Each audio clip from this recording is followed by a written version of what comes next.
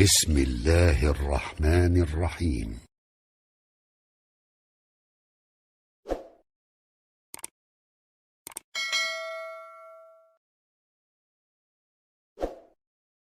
سره رسیږو د ابراهیم سورې ته چې د قران عظیم شان 14مه مبارکه سوره ده. 52 آیاتونه لري. تلاوت او پښتو ترجمه یې له لومړي آیت څخه اورئ. بسم الله الرحمن الرحیم.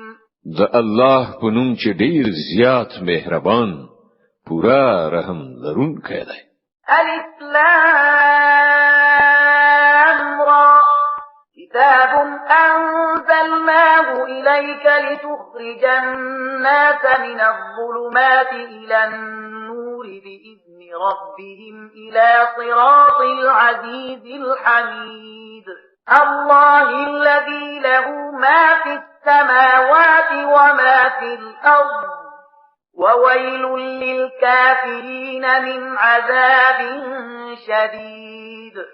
الذين يستحبون الحياة الدنيا على الآخرة ويصدون عن سبيل الله ويبغونها عوجا أولئك في ضلال بعيد. الف لام را. ای پیغمبره، دا یو کتاب دی چې موږ ستاسو لوري ته نازل کړی دی ترڅو چې ته خلق له ترګمېونه راوباسي رڼا ته راولي. د هغو د رب په توفیق سره د هغو خدای لارې ته چې زور ور او په خپل ذات کې په خپل ستایل شوی دی او د زمکه او اسمانونو د ټولو هستیو څښتن دی او سخته تبا کوونکې سزا ده د هغو حق نه منونکو لپاره چې د دنیا ژوند ته په آخرت باندې ترجیح ورکوي. د الله له لارې نه خلق منع کوي او غواړي چې دغه لار د هغو د هیلو سره سمه کږش. دا خلق په گمراهۍ کې ډیر لري تللی دي. وما أرسلنا من رسول إلا بلسان قومه ليبين لهم فيضل الله من يشاء ويهدي من يشاء وهو العزيز الحكيم. مونږ چې د خپل پیغام رسول لپاره هر کله کوم پیغمبر لېږلی دی هغه ته مو هماغه د خپل قوم په ژبه پیغام ورکړی دی ترڅو چې هغه په ښه شان په روښانه توګه هغوی په خبره پوه کړي. بیا چې د الله چاته خوښه شي گمراه کوي او چاته چې خوښه شي سم لار ورکړي. هغه برلاسه او د حکمت څښتن دی. ولقد أرسلنا موسى بآياتنا أن أخرج قومك من الظلمات إلى النور وذكرهم بأيام الله إن في ذلك لآيات لكل صبار شكور. مغلدین مخکې موسی علی السلام هم له خپل نښانو سره لیږلی دی. هغه ته هم مونږ حکم کړی چې خپل قوم له ترګمېونه رڼا ته راوباسه او هغه ته د الهي تاریخ د درس اخیستنې وړ پیښو په اورولو سره نصیحت وکړه. په دغه پیښو کې د هر هغه چا لپاره سترې نښانې دي چې صبر او شکر کوونکي دي. وَإِذْ قال موسى لقومه اذكروا نعمة الله عليكم إذ أنجاكم من آل فرعون يسومونكم سوء العذاب ويذبحون أبناءكم ويستحيون نساءكم وفي ذلكم بلاء من ربكم عظيم. هغه وخت یاد کړه چې موسی علی السلام خپل قوم ته وویل د الله هغه ښېګڼه په یاد ولرئ چې هغه پر تاسو کړې ده. هغه تاسو له فرعونانو نه وژغورلې چې تاسو سخت ربړولې ستاسو هلکان وژل او ستاسو خزي ژوندۍ ساتلې. په دې کې ستاسو د رب له لوري لوی ازمویښت. وَإِذْ تَأَذَّنَ رَبُّكُمْ لَئِن شَكَرْتُمْ لَأَزِيدَنَّكُمْ وَلَئِن كَفَرْتُمْ إِنَّ عَذَابِي لَشَدِيدٌ. او په یاد لري ستاسو رب خبردار کړی وي چې که تاسو شکر وباسئ نو پر تاسو به لا زیاته پیرزوینه وکړم او که د نعمت ناشکری وکړي نو زما سزا ډیره سخته ده. وقال موسى إن تكفروا أنتم ومن في الأرض جميعا فإن الله لغني حميد. او موسی وویل چې که تاسو کافر شئ او د ځمکې ټول اوسیدونکي هم کافر شي نو الله بې نیاز او په خپل ذات کې خپل استایل شوی دی. ألم يأتكم نبأ الذين من قبلكم قوم نوح وعاد وثمود والذين من بعدهم لا يعلمهم إلا الله جاءتهم رسلهم بالبينات فردوا أيديهم في أفواههم وقالوا إنا كفرنا بما أرسلتم به وإنا لفي شك مما تدعوننا إليه مريب. آیا تاسو ته د هغو قومونو حالات نه دي رسیدلي چې له تاسو نه مخکې تیر شوي دي؟ د نوح قوم، عادیان، سمودیان او د هغو وروسته راتلونکي ډیر قومونه چې د هغو شمیر یوازې الله ته معلوم دی. د هغو پیغمبران چې کله هغو ته روښانه خبرو او ښکارا څرګندو نښانو سره راغلل نو هغو خپل ګوتې په خلو کې ونیولې او ویل چې لکم پیغام سره چې تاسو لېږل شوي یاست مونږ هغه نه منو او د کوم شی لوري ته چې تاسو بلنه راکوي د هغه له پلوه مونږ په سخت اندېښناک شک کې لویدلیو. قالت رسلهم أفي الله شك فاطر السماوات والأرض يدعوكم ليغفر لكم من ذنوبكم ويؤخركم إلى أجل مسمى قالوا إن أنتم إلا بشر مثلنا تريدون أن تصدونا عما كان يعبد آباؤنا فأتونا بسلطان مبين. د هغو پیغمبرانو وویل آیا د خدای په باب شک دی چې د آسمانونو او ځمکې پیدا کوونکی دی؟ هغه تاسو ته بلنه درکوي ترڅو چې تاسو ګناهونه وبخي او تاسو ته تر یوې ټاکلې نیټې پورې مهلت درکړي. او جواب ورکړ تاسو نور څه نه یې مګر همغه انسانان لکه چې مونږ یو. تاسو غواړئ مونږ د هغو هستیو له بندګۍ نه منع کړی چې د هغو بندګۍ له پلار نیکه راهیسې کیږي. خنو راوړئ کوم څرګند سند. قالت لهم رسلهم إن نحن إلا بشر مثلكم ولكن الله يمن على من يشاء من عباده وما كان لنا أن نأتيكم بسلطان إلا بإذن الله وعلى الله فليتوكل المؤمنون. د هغو پیغمبرانو هغو ته وویل پرختیا سره چې مونږ نور څه نه یو مګر ستاسو په څیر انسانان. خو الله چې کله له خپل بندگانو نه په چا باندې وغواړي احسان کوي او دا زمونږ په واکه نه ده چې تاسو ته کوم سند راوړو. سند خو یوازې د الله په اذن سره راتلای شي او په همغه الله باندې د مؤمنان توکل وکړي. وما لنا ألا نتوكل على الله وقد هدانا سبلنا ولنصبرن على ما آذيتمونا وعلى الله فليتوكل المتوكلون.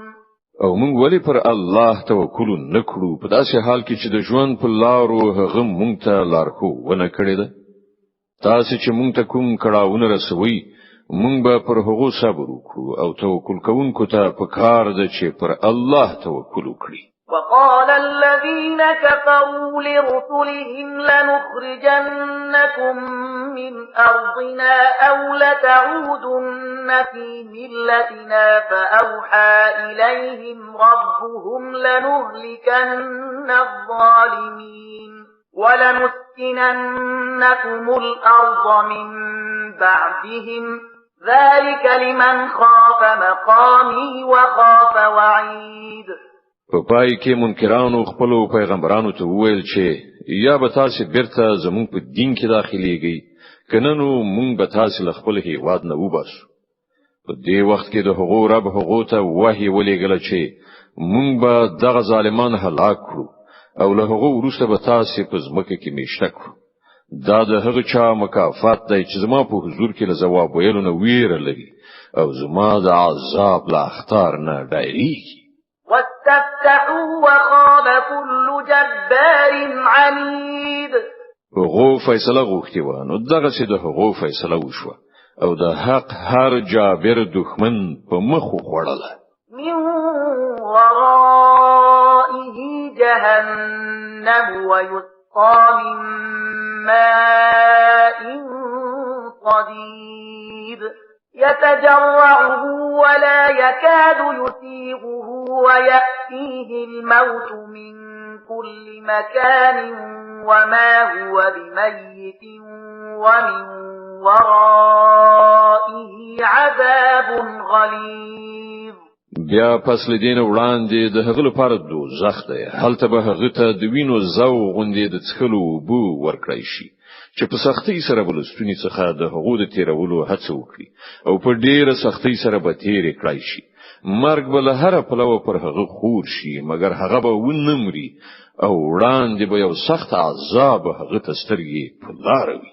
مثل الذين كفروا بربهم أعمالهم كرماد اشتدت به الريح في يوم عاصف لا يقدرون مما كسبوا على شيء ذلك هو الضلال البعيد.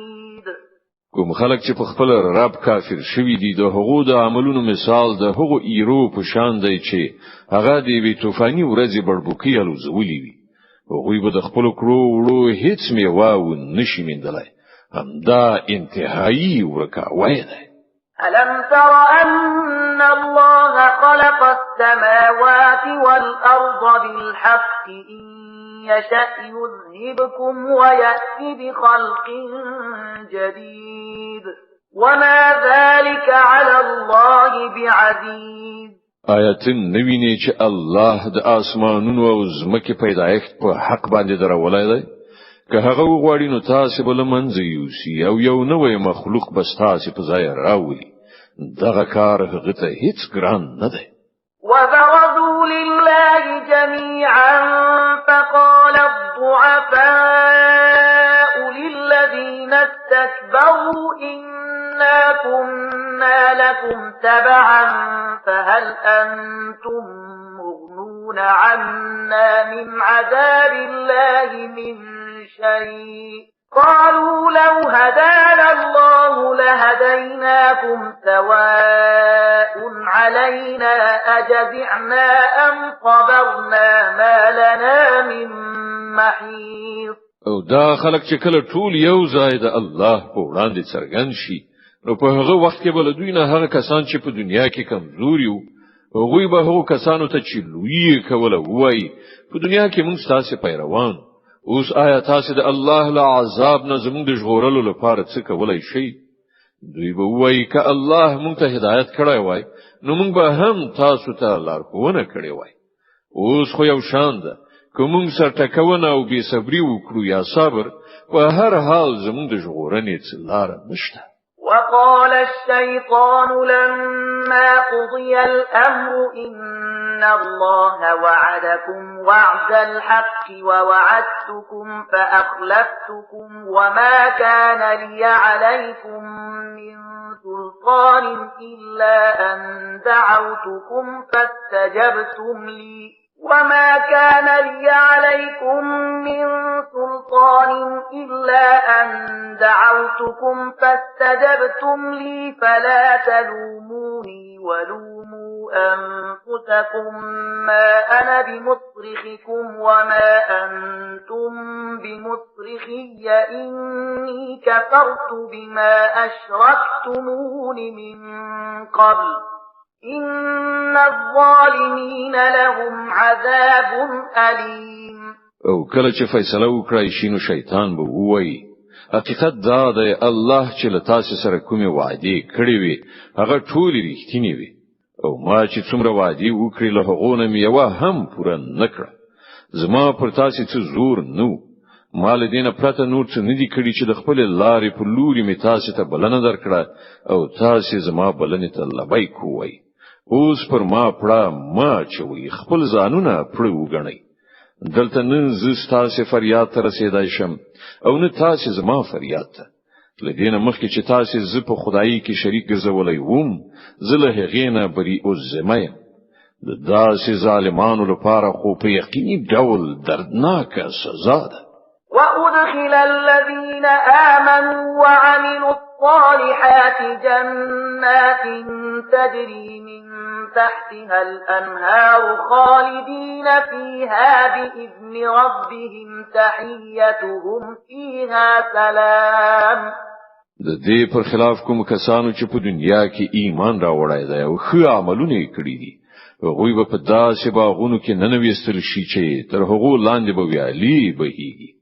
هلته به هغوی د خپل رب په حکم سره د تل لپاره وسی او هلته به د هغو هر کله د سلامتیا په مبارکي ویلو سره وشي ألم تر كيف ضرب الله مثلا كلمة طيبة كشجرة طيبة أصلها ثابت وفرعها في السماء تؤتي أكلها كل حين بإذن ربها ويضرب الله الأمثال للناس لعلهم يتذكرون آیاتن نګوري چې الله د سپېڅلې کلمې مثال کوم شی هودلای دی د هغې مثال داسې دی لکه یو ښه ذات لرونکي ونه چې د هغې ریښې په ځمکه کې خکې شوي دي او څانګې تر اسمانه رسیدلې دي هغه په هر وخت کې د خپل رب په حکم سره خپل میوه راوړي دا مثالونه الله د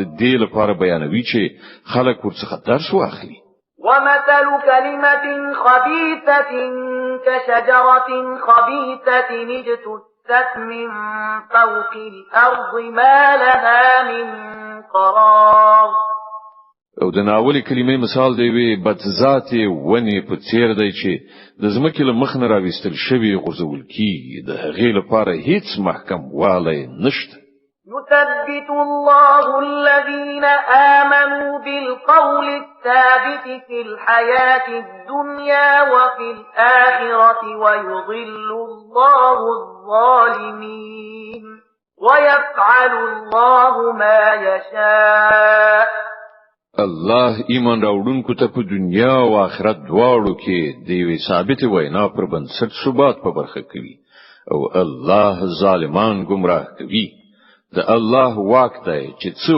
غواړي کوي ألم تر إلى الذين بدلوا نعمة الله كفرا وأحلوا قومهم دار البوار جهنم يصلونها وبئس القرار تا هغه خلک ولیدل چې هغوی د الله نعمت اومند او هغه د نعمت په ناشکری سره بدل کړ او خپل ځان سره خپل قوم هم د هلاکت په کور کې وغورځاو یعنی دوزخ چې په هغه کې به هغوی ننوځي او هغه د استوګنی ډیر بد ځای دی وجعلوا لله أندادا ليضلوا عن سبيله قل تمتعوا فإن مصيركم إلى النار او د الله یو څه سیالانی وټاکل ترڅو چې هغوی دوی د الله له لارې نه بیلاری کړي دوی ته وایي خدا خوندونه واخلي په پای کې ستاسو ورګرځېدل دوزخ دي قل لعبادي الذين آمنوا يقيموا الصلاة وينفقوا مما رزقناهم سرا وعلانية من قبل أن يأتي يوم لا بيع فيه ولا خلال ای پیغمبره زما کوم بندگانو چې ایمان را وړای دی هغه ته وایي چې منځ قائم کړی او چې موږ هغه ته ورکړی دی له هغه څخه د خیر په لار کې په پټه او ښکارا لګښت وکړي مخکې له دینه چې هغه ورځ راشي چې په هغه کې به نه اخیستل او خرڅول وي او نه به د خپلوي پالنه وشي الله الذي خلق السماوات والأرض وأنزل من السماء ماء فأخرج به من الثمرات رزقا لكم وسخر لكم الفلك لتجري في البحر بأمره وسخر لكم الأنهار. الله خو همغه دی چې هغه ځمکه او اسمانونه پیدا کړل او له اسمانه اوبو ورولې بیا د هغو په وسیله تاسو ته د روزي رسولو راز میوه پیدا کړی. هغه کشته تاسو لپاره په کار واچوله چې په سمندر کې د هغه په حکم روان شي او سیندونه تاسو لپاره په کار واچول. وسخر لكم الشمس والقمر دائبين وسخر لكم الليل والنهار. غل مر او سپوږمۍ تاسو لپاره په کار واچول چې د قانون تابع چلیږي او شپه او ورځ تاسو لپاره په کار واچول. وآتاكم من كل ما سألتموه وإن تعدوا نعمة الله لا تحصوها إن الإنسان لظلوم كفار. غټول هغه څه تاسو ته درکړل چې تاسو وغوښتل. که تاسو وغواړئ چې د الله نعمتونه وشمیرئ نو شمیرل نه شي. حقیقت دا دی چې انسان ډیر بے انصاف او ناشکر دی. وَإِذْ قَالَ إِبْرَاهِيمُ رَبِّ اجْعَلْ هَذَا الْبَلَدَ آمِنًا وَاجْنُبْنِي وَبَنِيَّ أَن نَّعْبُدَ الْأَصْنَامَ. یاد کړه هغه وخت چې ابراهیم دعا کړې و چې پروردګار دا ښار د امن ښار وګرځوه او ما او زما اولاد له بت پرستۍ نه وساته. رب إنهن أضللن كثيرا من الناس فمن تبعني فإنه مني ومن عصاني فإنك غفور رحيم. پروردګار دغه بوتانو زیاتره خلک په گمراهۍ کې اچولي دي چې څوک زما په کړنلار لاړ هغه زما دی او څوک چې زما په خلاف کړنلار غوړه کړی نو په یقیني ډول ته بخونکې مهربان. ربنا إني أسكنت من ذريتي بواد غير ذي زرع عند بيتك المحرم ربنا ليقيموا الصلاة فاجعل أفئدة من الناس تهوي إليهم ربنا ليقيموا الصلاة فاجعل أفئدة من الناس تهوي إليهم وارزقهم من الثمرات لعلهم يشكرون. پروردګار ما په یو بی اوبو وخون لاو کې د خپل اولاد او برخه ستاسو محترم کور ترڅنګ میشته کړ. پروردګار دا ما د دې لپاره کړی دي چې دا خلک دلته لمونځ قائم کړي نو ته د خلکو زړونه د دوی په تلوسه کړه او ته دوی ته د خوراک میوه ورکړه خای چې دوی شکر وستونکي شي. ربنا إنك تعلم ما نخفي وما نعلن وما يخفى على الله من شيء في الأرض ولا في السماء. پروردګار ته پر هغه څه چې مونږه پټو یا څرګندو په هیږي او پر اختیار سره له الله څخه هیڅ شی نه په ځمکه کې پټ دی نه په اسمانونو کې.